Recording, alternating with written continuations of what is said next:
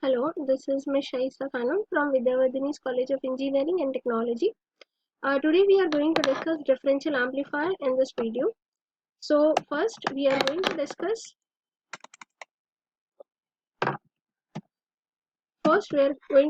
what is differential amplifier, what is CMRR, common mode rejection ratio, DC transfer curve of a differential amplifier and its AC analysis.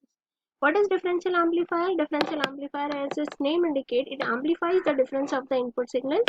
So VO is output, V1 and V2 are the two inputs. So VO is equal to A into V1 minus V2. Normally when we write VO is equal to A into Vin.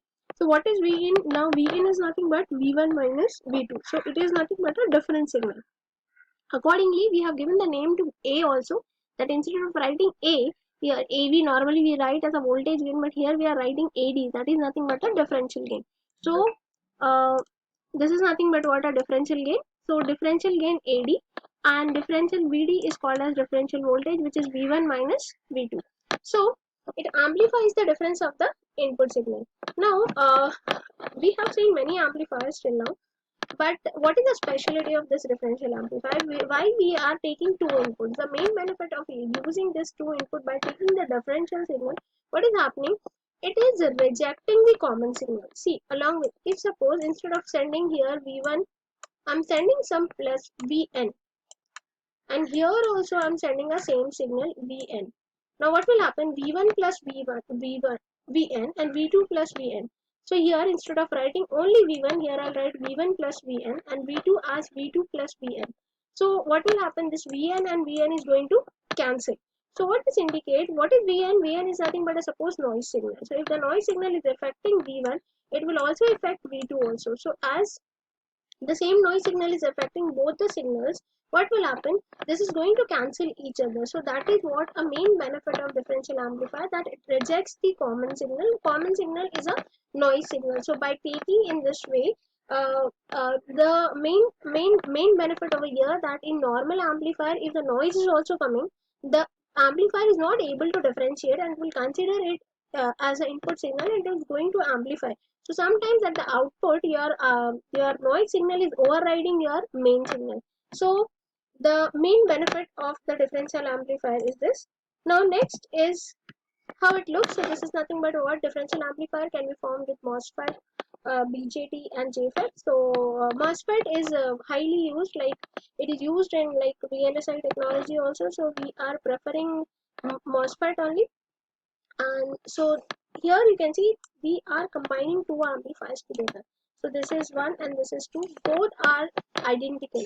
Q1 and Q2 are nothing but water transistors with same parameters, then only it should be matched, hence we are getting the exactly cancelling of the common signal.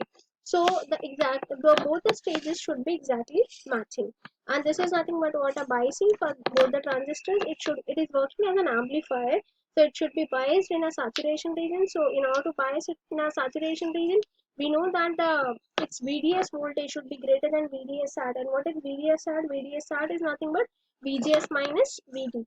So accordingly, we are going to bias the differential amplifier. Now, what is common mode rejection ratio? It is a very important performance parameter of differential amplifier, that it is common mode rejection ratio. It is an ability of a differential amplifier to reject the common mode signal. See, I said that differential amplifier is rejecting the common signal, but how properly it is rejecting is nothing but indicated by this CMRR value. What is CMRR is given by mathematically, it is AD by AC. I want that the CMRR should be as high as possible. Ideally, I want it to be infinite, and practically it should be as high as possible. For that purpose, AD should be as high as possible and AC should be as low as possible. Definitely, we don't want to amplify common signal, so I don't want AC to be high, right? I want AC to be low only. Next, we will see through the DC analysis and AC analysis from the notes which is prepared by Ms. Sandhya Supalkar. She is from my department, EXS department of Vidyavardhini's College of Engineering. So here you can see this is VGS1, this is VGS2, this is ID1 and ID2 along with all voltages and current mark. IQ is a bias current. IQ is nothing but equal to, if I'll apply KCL at this point, if I'll apply KCL at if I apply KCL at this point, then what will happen? This is nothing but what? ID1 plus ID2 is equal to IQ. So now here I'm considering, I want to for DC transfer characteristics, I'm using ID1. See, this is enhancement type MOSFET. The current equation for enhancement type MOSFET is ID equal to Kn into VGS1 minus VTn the whole square. So this is for ID1 and this is for ID2. As both the transistors should be matching, so you can see that I've not written Kn1 and Kn2. This is Kn, this is Vtn, because both the transistors must be matching.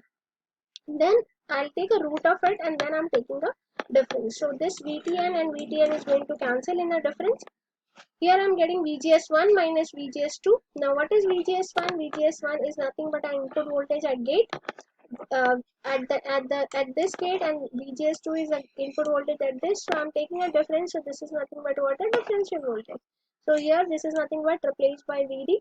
Now ID1 plus ID2 equal to IQ. So I'm replacing over here, I'm utilizing this equation over here, and so ID2 I'm replacing it by IQ minus ID1, and then I'm rearranging this square, rearranging and squaring on both the sides, so I'm getting a quadratic equation and finding the ID1 and ID2 and then converting into normalized equation, ID1 by IQ and ID2 by IQ. This normalized equations are used for plotting the transfer curve.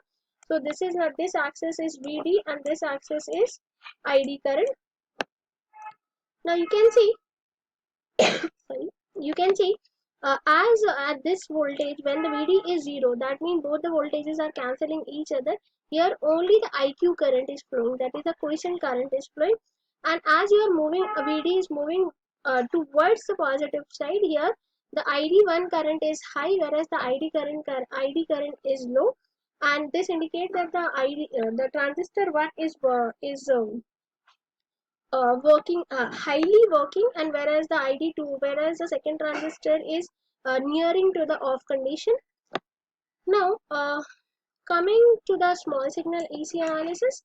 Now this is nothing but what? Here we are replacing, we know that if I want to draw the AC equivalent of a transistor, so what we do, this is nothing but what? A gate. This is nothing but a source. So we are showing gate and source by open. So here we are showing gate and source open. We are showing a current source between drain and source. So here I am showing a current source. This is nothing but a current source between drain and source. And here is nothing but what? A RD resistor. And then here, from here you will see, when we go for AC analysis, DC is grounded. So this is nothing but what? Grounded. So RD resistor is connected between drain and the ground. This RD is connected between drain 2 and ground. So this is nothing but what? Drain 1 and ground and drain 2 and ground, and from here I am taking the output. Now over here, VGS1, now what is the current source? ID current is given by GM VGS. So this is in terms of transconductance GM.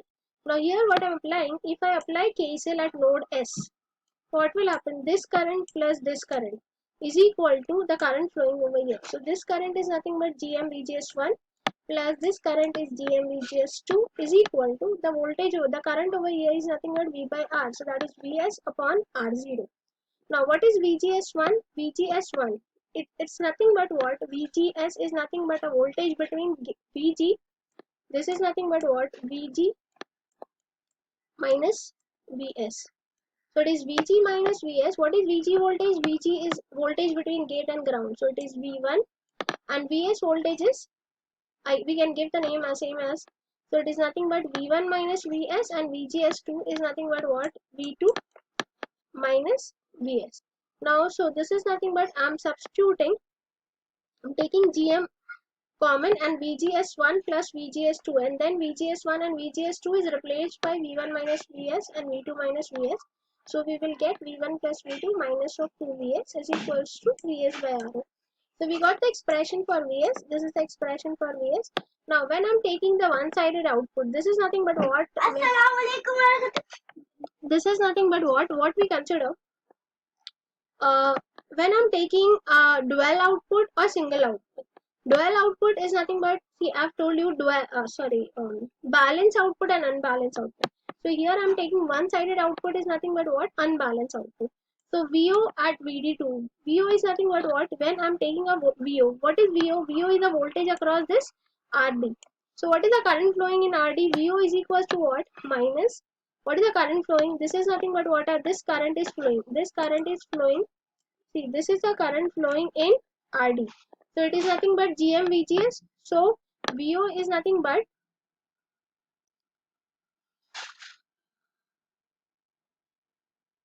minus GM VGS2 into RD. What is VGS2? V2 minus VS, and then we are substituting this VS over here, and then we are getting this final equation of VO.